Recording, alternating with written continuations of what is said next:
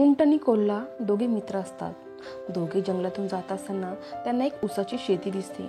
दोघे ऊस खाण्याचा विचार करतात, परंतु ऊसाच्या शेतापर्यंत पोहोचण्यासाठी त्यांना नदी पार करावी लागणार होती.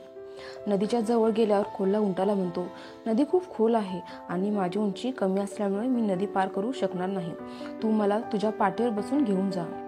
उंट कोल्ह्याचं ऐकतो आणि त्याला पाठीवर बसून नदी पार करतात. दोघे ऊस खायला सुरुवात करतात, परंतु कोल्ह्याचे पोट लवकर भरते आणि कोल्हा ओरडण्याला सुरुवात करतो.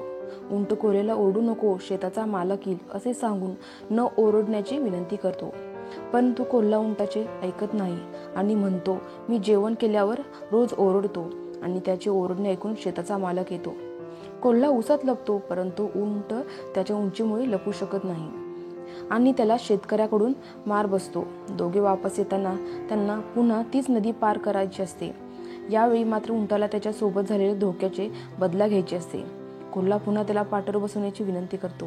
उंट बसवतो आणि नदी पार करत असताना पाण्यामध्ये डुबकी घेतो. कोल्हा डुबकी न घेण्याची विनंती करतो, परंतु उंट त्याचे काहीच ऐकत नाही, डुबकी घेत राहतो. आता कोल्ह्याला त्याच्या चुकीची शिक्षा मिळाली होती. तात्पर्य, आपण लोकांसोबत ज्याप्रमाणे व्यवहार करतो त्याचप्रमाणे आपल्या सोबत होत असते.